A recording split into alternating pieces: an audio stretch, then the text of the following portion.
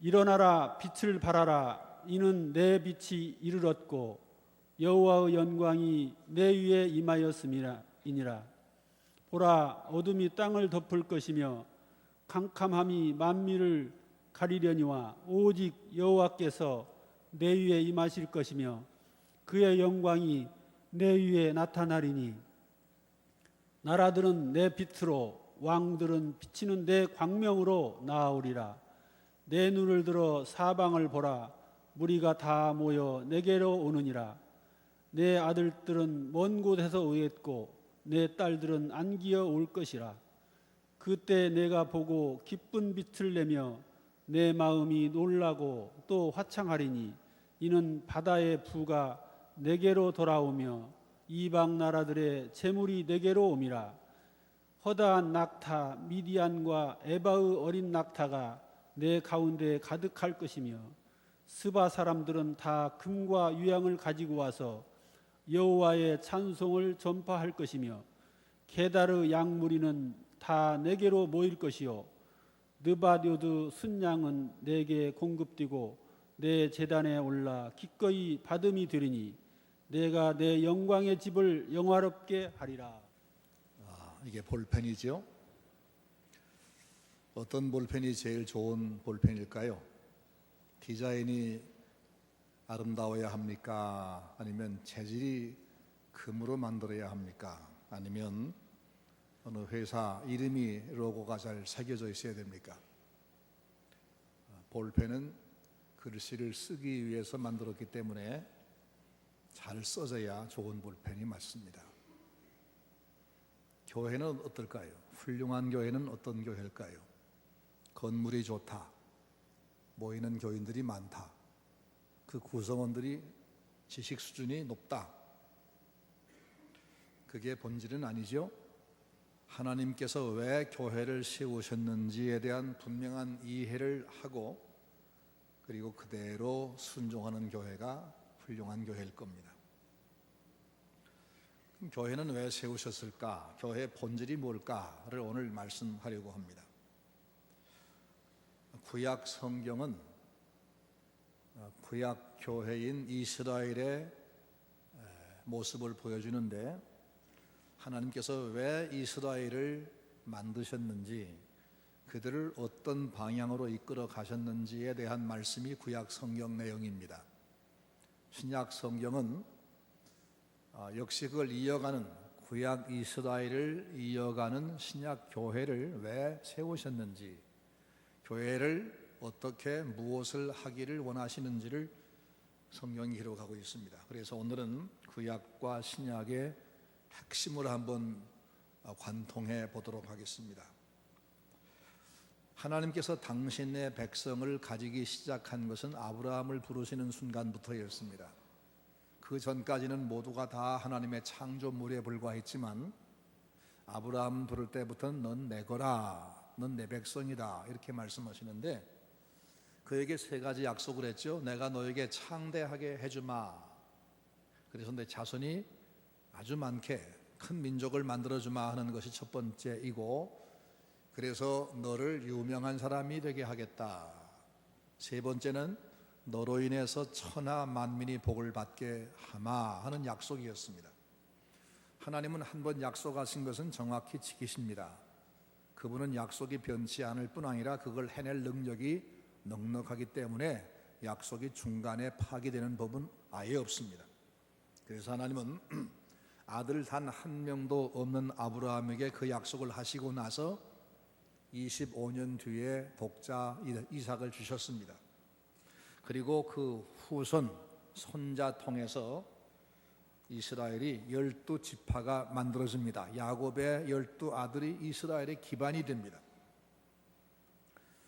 하지만 12지파가 형성이 되고 했지만 아직은 한 부족이 되기도 부족한 70명에 불과한데 그들을 키워서 큰 민족을 만들기 위해서 그들이 외부 적에게 침입받지 아니하고 경제적으로 넉넉하고 번성할 수 있는 그런 환경으로 갖다 옮겨 놓으십니다. 그게 뭐냐 하면 요셉이 먼저 애굽에 팔려가서 총리가 되고 총리 애굽이 그 가족을 초청해서 고센 땅 제일 좋은 땅으로 집단 이주하는 것, 이게 하나님이 약속을 성취하기 위해서 이끌어가는 과정입니다. 애굽 사람들은 양고기를 먹습니다. 양의 털을 소비합니다. 그러나 양을 치는 목축은 천시합니다. 그래서 대대로 목축해온 아브라함의 후손이 거기 가서 그 비옥한 땅에서 양을 키우면 팔로는 무한정 확장돼 있습니다. 그러니까 돈 잘 벌지요. 생활 넉넉하지요. 애굽 왕이 지켜주지요. 그러니까 이들은 번성하기에는 너무 좋은 환경입니다. 그렇게 해서 하나님은 거기 애굽을 인큐베이터 삼아서 이스라엘을 한 민족으로 만들어 갔습니다. 다 만드신 다음에는 그 땅을 아예 넘겨주어서 네가 애굽 주인 되어라 하지 않고 거기서 환경을 바꾸시지요. 왕조가 바뀌고 요셉은 이미 죽었고 요셉의 옛날 공을 인정하지 않는 새 왕조가 이 아브라함의 후손 이스라엘 백성을 잠재적 위협으로 여기고 그들을 박해 시작하다가 나중에는 노예를 삼죠. 그래서 온 백성이 여기서 해방시켜달라고 하나님 앞에 부르짖어 기도합니다. 그리고는 때가 되니까 모세를 보내서 그들을 거기서 이끌어내십니다. 그리고 광야에 40년 동안 하나님을 훈련시킵니다. 하나님이 누구신가? 천지를 누가 창조했으며 인생은 왜 지었는지, 이 백성은 내가 나를 위해 지었나니 곧 나의 찬송을 부르게 하려 함이라. 인생을 창조한 목적이 뭔지, 사람이 사람답게 살려면 어떻게 살아야 되는지 인생 사용 설명서인 성경도 주십니다.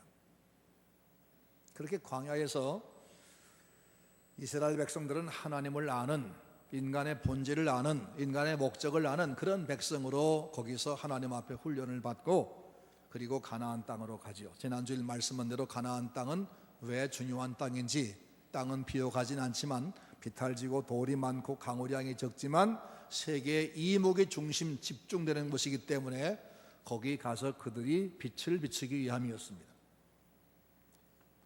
이사야 42장 6절 말씀 보면 내가 또 너로 이방의 빛을 삼아 나의 구원을 베풀어서 땅 끝까지 이르게 하겠다. 깜깜한 방에 빛이 하나가 딱 비춰지면 모두가 빛을 바라보게 되어 있고 그 빛에 의해서 사방이 보이게 되어 있죠. 그 당시 세계는 창조주가 누군지 전 세계 누구도 알지 못했습니다. 모두가 다 목각 우상, 돌 쪼아 만든 우상 앞에 빌고 있었을 뿐입니다. 그런데 이스라엘이 창조주를 압니다. 그분의 의도를 압니다. 그분이 거룩하시고 사랑 덩어리시고 그분이 영존하신 분이고 전능하신 분임을 압니다. 그분을 섬김으로 복을 받는 것을 배웠습니다. 따라서 이들이 가나안 땅에 가서 그 하나님을 섬김으로 복을 받으면 전 세계가 다 빛을 보게 되어 있습니다. 그리고 그 광명으로 나오게 되어 있습니다. 사도행전 13장 47절 주께서 이같이 우리를 명하시되 내가 너를 이방의 빛을 삼아 너로 땅 끝까지 구원하게 하리라, 그렇게 말씀했습니다. 그러니까 이스라엘을 가나안 땅에 보내시는 것은 세상의 빛이 되어서 모두가 빛으로 돌아와 하나님을 만나고 구원받게 하는 그런 도구로 쓰시려고 그들을 만들었고 키웠고 그리 보내신 겁니다. 이스라엘 백성들에게만 그 사명을 맡긴 것이 아니라 다른 이방 세계 다른 민족들도 그들에게 주목하도록 미리 만들어 놓았습니다. 그래서 눈과 귀가 이스라엘에게 주목하게 하셨는데 여호수아 2장을 보면은 여리고성에 정탐꾼을 보냈다가 들통난 정탐꾼이 기생나합 집으로 도망쳤죠. 성 안에 성루에 있는 집으로 도망쳤는데 그 기생나합이 이들을 감춰주면서 왜 자기 목숨을 걸고 간첩을 숨기느냐 하면 이렇게 말합니다. 너희가 저 애굽에서 해방되던 날에 여호와께서 너희 앞에서 홍해를 말리신 일과 너희가 저 요단강 동쪽에서 두 왕들을 멸하신 그 얘기를 듣고 우리 정신이 녹았고 간담이 녹았다. 우린 지금 너희 때문에 지금 정신을 다 잃었다. 그래서 너희가 비록 여행에 지친 몸이지만 너희 뒤에 여호와가 계시기 때문에 여리고성을 너희가 점령할 줄 아는데 그때 제발 우리는 좀 살려다오. 그래서 내가 너를 감춰주는 거다 그랬어요. 그러니까 하나님은 이스라엘 사람들에게는 사명을 주어 가나안 땅에 가서 이방의 빛이 되라 말씀했고, 이방 사람들에게는 그들에게 이목을 집중하게 해서 그들이 거기서 말씀대로만 살면 전 세계가 다 하나님을 섬기도록 그렇게 만들었다고 말입니다. 근데 이스라엘 백성은 광야에 그 훈련을 마친 다음에 가나안 땅에 들어갔지만, 들어간 다음에는 하나님의 의도를 다 잊어버렸습니다. 하나님의 뜻을 다 버렸습니다. 그래서 광야에서 배운 대로 하나님의 백성답게 거기서 살려고 하지 아니하고 그건 전부 잊어버리고 우리가 어떻게 해서 가나안 사람처럼 살 수 있을까? 그래서 그들의 우상을 본받고 그들과 통혼하고 그들의 죄에 섞여버리고 말았습니다. 그러면서도 꼴에 우리는 하나님 백성이다 이런 생각만큼은 가지고 있었습니다. 그래서 하나님은 우리만 사랑하시고 저 이방인들은 미워하신다, 우리는 천국 가야 되고 저들은 지옥 가야 마땅하다, 그렇게 돼 있다. 그러니 우리는 저들과 상종하면 안 된다, 저 더러운 것들은 쳐다도 보지 말자. 이게 유대인들의 왜곡된 선민의식이었습니다. 구약의 선지자가 수없이 많지만 그 많은 선지자 중에 단 한 명도 이방 세계에 나가서 하나님을 자랑한 사람이 없습니다. 단 하나 요나가 있을 뿐인데, 요나도 자기가 가려고 한 것이 아니고 하나님이 가라는 것을 도망치다가 물고기에 먹혔다가 거기서 회개하니까 간신히 다시 한번 기회를 얻어가지고 니느웨 어쩔 수 없이 간 거죠. 어쩔 수 없이 갔는데 거기 가서 하나님 이렇게 좋은 분이니까 돌아오라 라고 했습니까? 아닙니다. 40일 지나면 하늘에서 불이 내려서 너희를 망한다, 이 얘기만 했습니다. 그것도 그 성이 굉장히 큰 성이어서 사흘 정도는 다녀야 간선도로를 대충 돌 수 있는데 단 하루만 다니고 나서 그 니느웨가 보이는 언덕에 올라갔습니다. 언덕에 올라가서 하루 종일 어디만을 뚫어지게 봅니다. 저 아래 니느웨 도시, 저들이 내 말 듣고 여호와께 돌아오느라고 회개할까, 회개 조짐이 보이나, 그걸 관찰한 것이 아니고 하나님이 언제나 불 내려서 저것들을 태워버릴까, 저것들은 빨리 타야 되는데, 그러면서 하늘만 바라보다가 불이 안 내려오니까 불평불평하는 것이 요나서 나오지요. 그런 정도의 사람을 선지자라 할 수 있겠습니까? 요나만 고약한 사람일까요? 아닙니다. 그 당시 구약의 모든 유대인들의 보편적인 사고방식이 그랬습니다. 왜냐하면 하나님은 우리만 사랑하시고 이방인들은 저건 다 멸망할 자식이다, 이런 사고방식이 확고하기 때문이었습니다. 하나님은 이런 유대인들에게 너무 큰 실망을 했습니다. 그래서 이렇게 말씀하십니다. 이사야 5장 2절, 내가 땅을 파서 돌을 제하고 극상품 포도나무를 심었도다. 가장 우수한 품질의 포도나무를 내가 심었다. 그 중에 망대를 세웠고 그 안에 술틀을 팠었도다. 좋은 포도 맺기를 바랐더니 들포도를 맺혔도다. 이스라엘에게 실망했다, 그 말씀이죠. 또 이사야 1장 2절 말씀 보니까 하늘이여 들으라, 땅이여 귀를 기울이라. 여호와께서 말씀하시기를 내가 자식을 양육하였거늘 그들이 나를 거역하였도다, 탄식하셨습니다. 그리고 호세아에게 당신의 마음을 표현해서 외치게 하셨는데, 그 가늠한 여자와 결혼해서 아이를 낳고 그 아이 이름을 로암미라고 지어라 그랬어요. 로암미란 말은 내 백성 아니다, 그런 말이. 이스라엘은 이제 더 이상 내 백성 아니야, 그 말이. 또 그 다음에 또 낳고 그 아이 이름을 로루하마라 그랬습니다. 그 말은 너희를 내가 다시는 불쌍히 여기지 않겠다, 그 말이었습니다. 이것이 바로 사명을 망각해 버린 이스라엘을 바라보는 주님의 마음이었습니다. 그래서 그들이 하나님의 복음을 들고 등불을, 진리의 등불을 들고 전 세계로 가야 될 사람들이 그 일을 하지 않으니까 하나님이 어떻게 보내느냐 하면 나라가 망해서 줄줄이 묶여가지고 끌려서 각 나라로 가게 만들었습니다. 그게 바로 주전 721년에 아수르에 망해서 이스라엘 백성이 아수르로 끌려가고 586년에 남쪽 유대가 망해서 바벨론에 끌려가고 그렇게 됐죠. 사명 감당 안 하면 하나님이 거꾸로 끌려가게 하십니다. 오늘 우리 한국 교회는 과연 하나님이 교회를 세우신 목적에 맞게 일하고 있을까? 갈라디아 4장 4절 말씀 보니까 때가 참에 그리스도께서 약속대로 오셨다고 기록됐습니다. 하나님이 쓰시려고 준비했던 그릇인 이스라엘은 사명을 망각하고 엉뚱한 길로 가버려서 더 이상 쓸모가 없게 됐음에도 불구하고 하나님은 인간 구원을 포기하지 않고 아들이 직접 오셨습니다.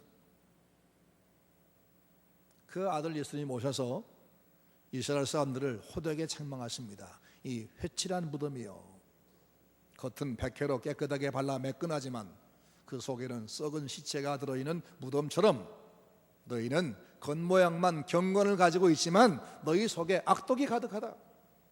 이 독사의 새끼들아, 도끼가 이미 나무 뿌리에 놓였으니 열매 맺지 않는 나무마다 찍혀 불에 던지리라. 주님이 진노하시며 책망하셨습니다. 그리고 결정적인 선포를 했는데 마태복음 21장 43절에 말씀하기를 하나님의 나라를 너희는 빼앗기고, 너희가 누구예요? 유대인들입니다. 하나님의 나라 너희는 빼앗겼고 이제 그 나라의 열매 맺는, 하나님이 원하신 열매를 맺는 그 백성이 얻으리라 말씀했습니다. 그렇게 이스라엘의 폐기 처분을 주님이 선언했습니다. 그리고 로마서 11장 말씀 보니까 그 꺾여진 그들 자리에 다른 가지로 접붙였다라고 말씀합니다. 주님 오셔서 맨 먼저 하신 것은 제자들을 부르신 겁니다. 그 제자가 몇 명이죠? 12명이었습니다. 구약 이스라엘은 몇 지파였죠? 12지파였습니다. 예수님께서 왜 12제자를 세웠을까? 로마서 11장의 해석에 의하면 잘라낸 가지수만큼 접붙일 가지가 필요하니까 12지파를 잘라내고 12사도를 다시 세운다 그 말입니다. 근데 이 12사도는 다시 옛날처럼 아브라함의 혈통을 골라서 뽑은 것이 아닙니다. 요한복음 1장 말씀 보니까 이는 육정으로나 혈통으로나 사람의 뜻으로 된 것이 아니고 하나님의 부름에 의해서 새로운 단체가 만들어졌다고 말씀했습니다. 주님은 그렇게 해서 새로운 단체인 사도들의 모임, 이들을 모으시고 이들이 바로 교회의 모태지요. 그리고는 이들에게 오직 전도 훈련만 시켰습니다. 선교 훈련 시켰습니다. 이스라엘 지도 보면 저 북쪽에 갈릴리 바다가 있는데 갈릴리 바다를 남북으로 쫙 경계를 지어 가르면 서쪽은 갈릴리 이스라엘 사람들이 사는 가버나움 동네 등 여러 이스라엘 땅이 있고 동쪽은 거라사인의 땅, 이방인의 땅이 있습니다. 유대인들은 그 이방의 땅에 가지 않습니다. 더러운 사람들 땅이라 그래서 상종을 않습니다. 그런데 예수님은 거기를 밤낮으로 왕래하셨습니다. 제자를 데리고 배를 타고도 자주 건너가시고 육로로 걸어서도 많이 가셨습니다. 거기 가서 그 거라사인의 귀신 들린 사람도 고치시고 수로보니게 여인도 고치시고 그렇게 하셨습니다. 무슨 얘기, 왜 그렇게 했느냐 하면 바로 너희들은 옛날 저 구약 이스라엘처럼 이방 세계를 미워하고 더럽다고 가지도 않는 사람이 아니라 그들에게도 가서 복음을 증거하고 이방의 빛을 네가 비춰야 된다, 이걸 가르친 겁니다.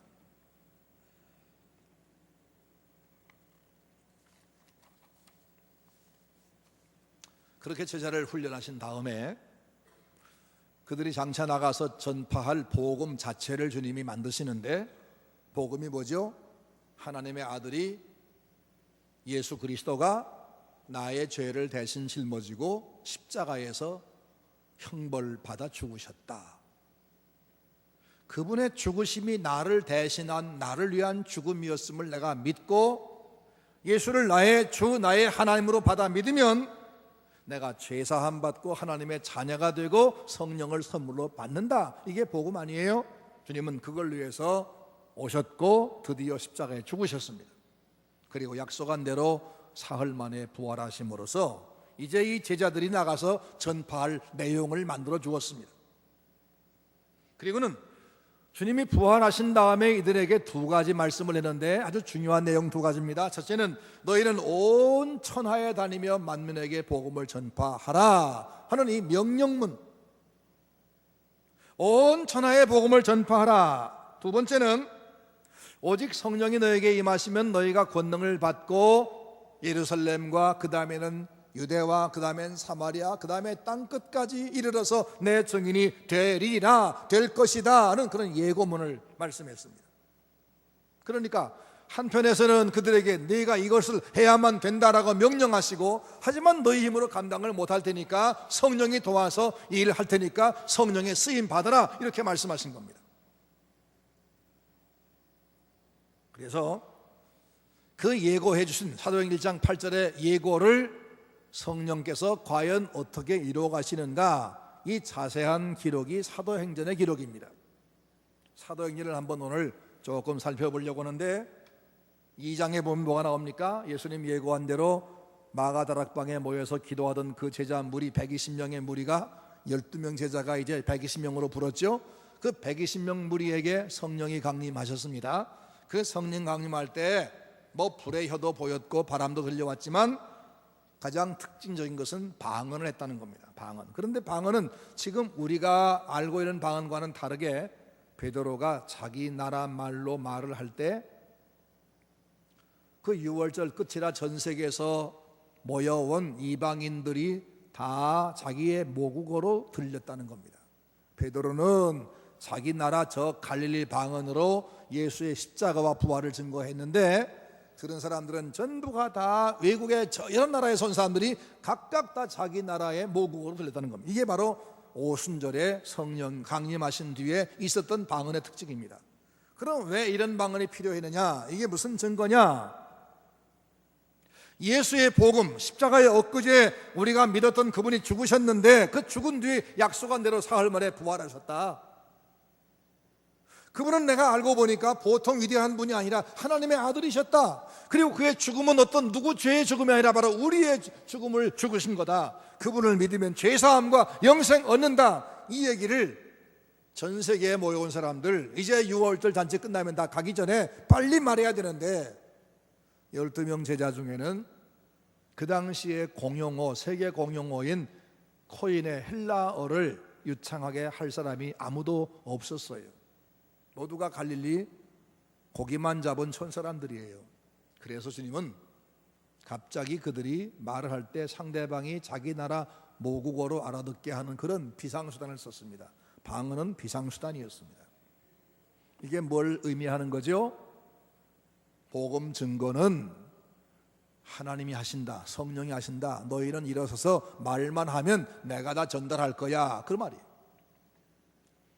그것 끝이 아니죠. 4장부터 박해가 시작됩니다. 근데 베드로가 한번 설교하니까 어떤 날은 3,000명이 회개하고 어떤 날은 5,000명이 회개하고 두 번만 합해도 8,000명이죠. 베드로가 두 번 설교하고 그 다음에 입을 딱 다물 리가 없죠. 그러기에 그 교회, 예루살렘 교회 교인이 적어도 수만 명일 겁니다. 근데 수만 명은 숫자만 많은 수만 명이 아니었습니다. 사도행전 2장 끝에 보면은 그들은 자기 있는 것을 다 내놓았습니다. 재산을 포기하고 공유하는 사람들, 또 예수를 죽인 저 유대인들의 서슬이 퍼런데 그걸 두려워하지 않고 목숨 내건 사람들, 이들이 수만 명이었습니다. 세상에 이런 대단한 교회가 어디 또 있습니까? 근데 이렇게 대단한 예루살렘 교회를 주님은 보호하시고 감싼 것이 아니라 엄청난 박해가 와서 야고보가 스데반이 순교를 당하게 하시고 도망치게 하시고 흩어지게 만드십니다. 이유가 뭔지 압니까? 그것은 1장 8절에 성령이 임하시고 나면 너희가 권능을 받을 것이고 그 다음에는 예루살렘, 그 다음에 어디예요? 유다, 그 다음에 사마리아, 그 다음에 땅끝까지인데 그들은 그걸 전혀 아직도 이해를 못하고 예루살렘 안에서만, 그리고 유대인에게만, 요 한정을 두 가지를 딱 지어놨습니다. 그래서 주님이 그들을 냅다 등을 떠밀어 세계로 내보내시는 겁니다. 떠미시는 겁니다. 10장에 가면 고넬료 사건이 나옵니다. 고넬료는 로마 군대 장교인데 유대 나라에 주둔하러 왔다가 유대교를 보니까 경건해요. 로마 나라 종교에 비해서 비할 바 없이 너무 경건해서 유대교에 신자 생활을 하면서 기도하다가 천사를 만나요. 그 천사가 일러주기를 저 요바에 나의 종 베드로가 있으니까 네 종들을 보내서 그를 불러다가 그 베드로가 하는 내 말을 들으라 그러셔서 고넬료가 요바로 자기 종, 자기 부하 둘을 보내죠. 그 두 사람이 오고 있을 때 베드로가 대낮에 옥상에서 기도하는데 환상을 보아요. 자기 눈앞에 저 큰 보자기 같은 것이, 텐트 같은 것이 내려오는 겁니다. 저게 뭘까 하고 그게 눈높이 아래까지 왔을 때 넘겨다 보니까 거기는 유대인들이 부정하다, 먹지 말아라 한 쪽발도 아니고 색임지도 하지 않는 그런 그 짐승들이 가득했습니다. 아이고 더러워 하면서 눈을 돌리는 순간에 하나님 말씀하기를 잡아먹으라 말씀하세요. 음성이 하늘에 들려옵니다. 잡아먹으라. 하나님, 아닙니다. 저는 유대인입니다. 저런 것들은 더러워서 먹지 말라고 배웠습니다. 아니다. 내가 거룩하다 하는 것을 네가 왜 부정하다 하느냐? 이런 이 환상과 이런 말씀이 3번 반복된 다음에 다시 올라가서 내려오지 않았습니다. 그래서 베드로가 고민에 빠집니다. 이게 대체 무슨 뜻일까? 그때 밖에 고넬료가 보는 사람들이 그 집 대문의 당도에서 주인을 찾습니다. 혹시 이 집에 베드로라는 분 계십니까? 그때 하나님의 음성이 베드로에게 또 들려옵니다. 내가 보낸 사람이니까 주저하지 말고 그를 따라가거라. 그래서 할 수 없이 유대인 베드로, 이방인을 그동안에 가급적 상종 안 하던 사람, 그가 할 수 없이 그 사람들을 따라서 고넬료를 만나러 가이사랴에 갑니다. 가보니까 고넬료의 집에는 고넬료의 가족과 친척, 친구가 다 모여 있었습니다. 전부 로마 사람들입니다. 그들이 베드로 앞에 절을 하면서 하나님의 말씀 듣기 위해서 지금 하나님 앞에 있다고 하는 겁니다. 그래서 베드로가 그들 앞에 입을 열어 증거합니다. 무슨 증거였을까요? 자기가 옛날부터 뼈가 굵은 어부 얘기했을까요? 아니죠. 내가 3년 동안 모셨던 예수님, 그분은 알고 보니 하나님이셨습니다. 하나님이 인간되어 우리 가운데 계셨습니다. 그분은 바다를 밟고 가셨고 죽은 자 살리시고 그분 우리의 죄를 사하시고 우리에게 천국을 소개했습니다. 네, 그분께서 우리의 죄를 짊어지고 십자가에 죽으셨는데 약속하신 대로 사흘 만에 부활했습니다. 그분 하나님의 아들이십니다. 우리 구주입니다. 그분을 믿으면 누구든지 죄사함과 하나님의 자녀됨과 성령을 선물로 받습니다. 이 말을 했더니 거기 모인 이방인 전부가 다 오순절 자기들이 경험한 것과 같은 성령 충만을 받는 겁니다. 베드로가 깜짝 놀랐습니다. 이럴 수 있을까? 우리들 생각에는 하나님은 우리 유대인들만의 하나님이고 이방인은 버렸다고 생각했는데 오늘 보니까 전혀 아니구나. 그 베드로가 마음이 먼저 이방 세계에 열립니다. 그런데 그게 10장 사건이죠.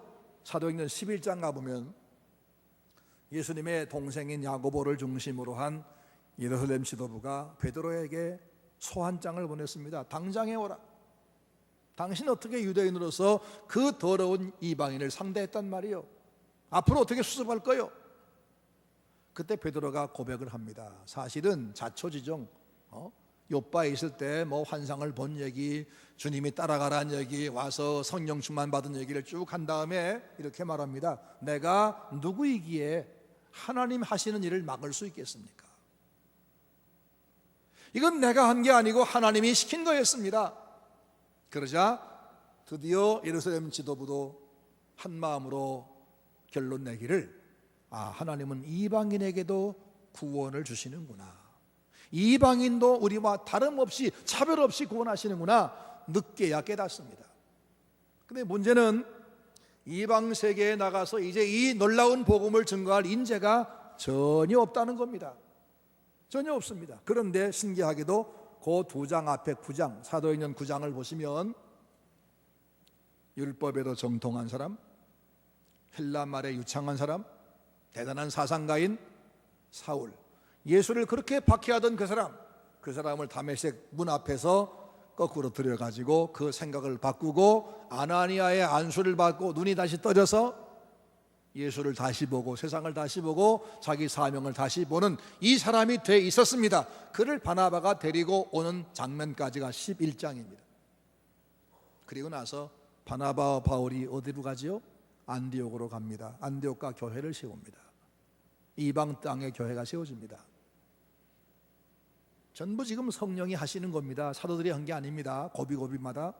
안디옥에 가서 둘이 1년 동안 교회를 가르치는데 우리 교회 빨리 부흥해서 5층짜리 건물 짓자 이걸 가르친 것이 아니라 교회는 온 세상에 복음을 증거하기 위한 주님의 손발이다. 교회는 선교 때문에 세워진 거다. 이 교육을 했을 겁니다. 그래서 1년 딱 지나니까 너희들 중에 둘을 따로 세워라. 선교사를 보내야겠다. 성령이 말씀하셔서 기도하고 바나바와 바울을 첫 선교사로 파송하지 않습니까? 그러죠? 그래서 그 둘이 나가서 먼저 소아시아 지역에, 지금 터키 땅입니다. 소아시아 지역에 선교하고 그 다음에 유럽으로 건너가 저 에베소 지역에 빌립보 지역에 선교하게 되고 그렇게 교회를 전 세계에 세워가죠. 그게 사도행전 후반부 이야기입니다.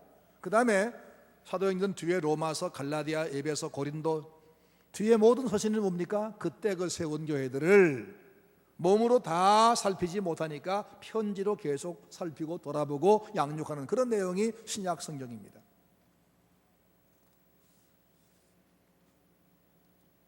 이게 누가 한 겁니까? 사도가 한 겁니까? 아니죠.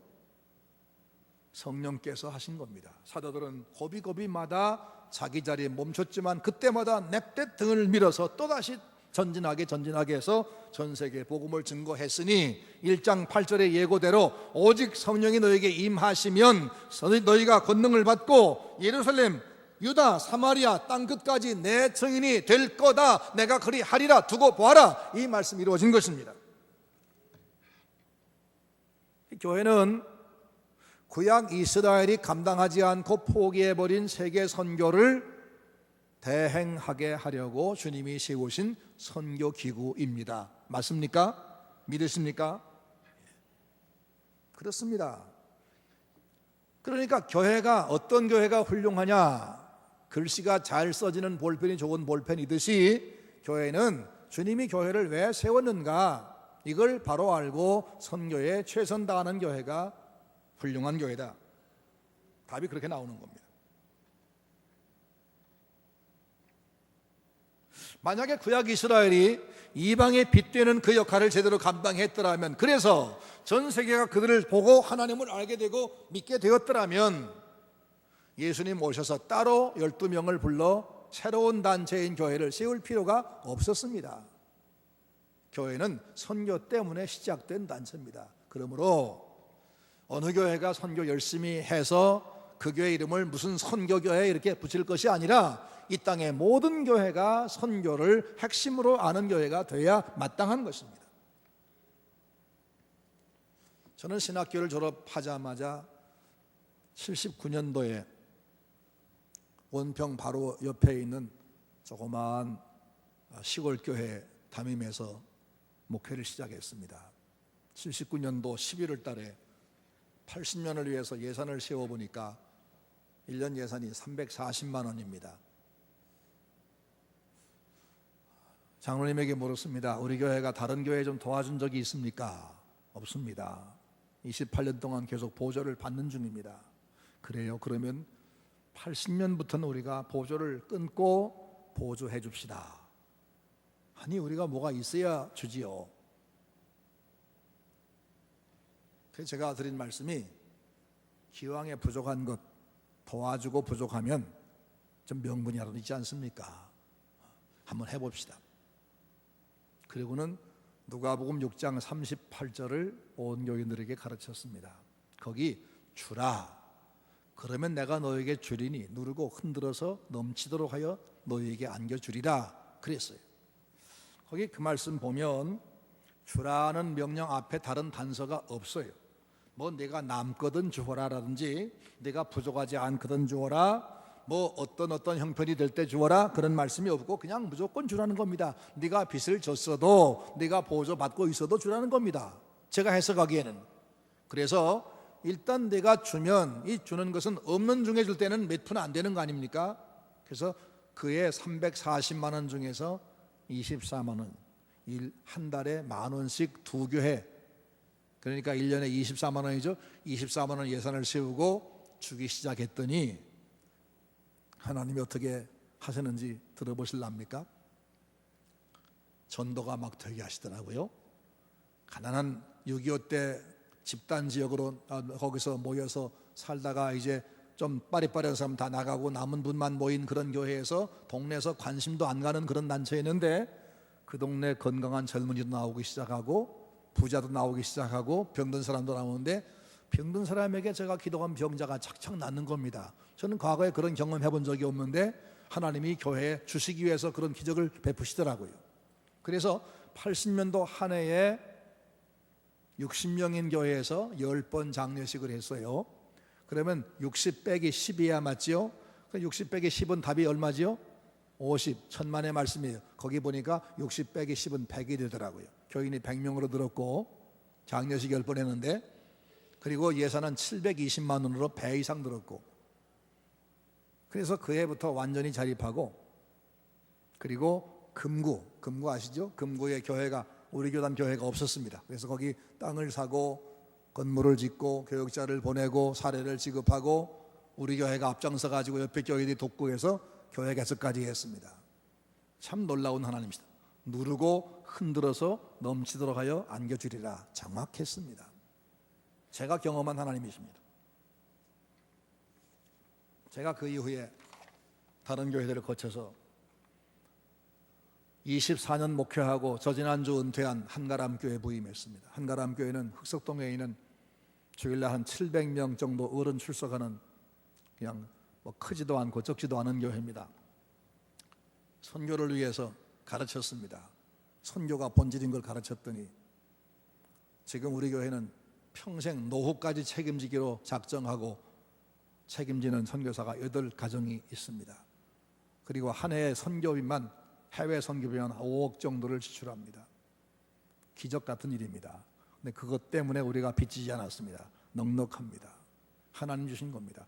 주라, 그리하면 내가 너에게 주리니 누르고 흔들어서 넘치도록 하여 너에게 안겨주리라. 경제적만 그런 게 아닙니다. 한가람 성도는 적어도 세계를 껴안고 삽니다. 자기 가족들, 자기 형편 오늘만 생각하지 않습니다. 그게 하나님 우리에게 주신 큰 축복입니다. 교회는 선교입니다. 선교가 교회의 존재 이유입니다.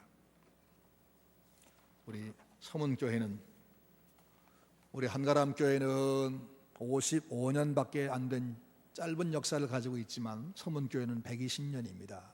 그리고 선교사님들이 와서 세운 교회입니다. 주님께 복음의 빛을 질 뿐 아니라 선교사에게도 졌습니다. 이 일을 기억하면서 지금까지 최선 다하셨겠지만 앞으로 더 큰 힘을 내서 선교하시면, 시끄럽다고 복잡하다고 너희 교회가 안정된 뒤에 그때 선교하라, 그 말씀이 아니죠. 지금 당장 해라. 없어도 해라. 시끄러워도 해라. 그러면 하나님이 그것 통해서 문제를 풀어가실 것을 나는 믿습니다. 그런 은혜가 서문교회에 가득하시기를 주의 이름으로 축원합니다.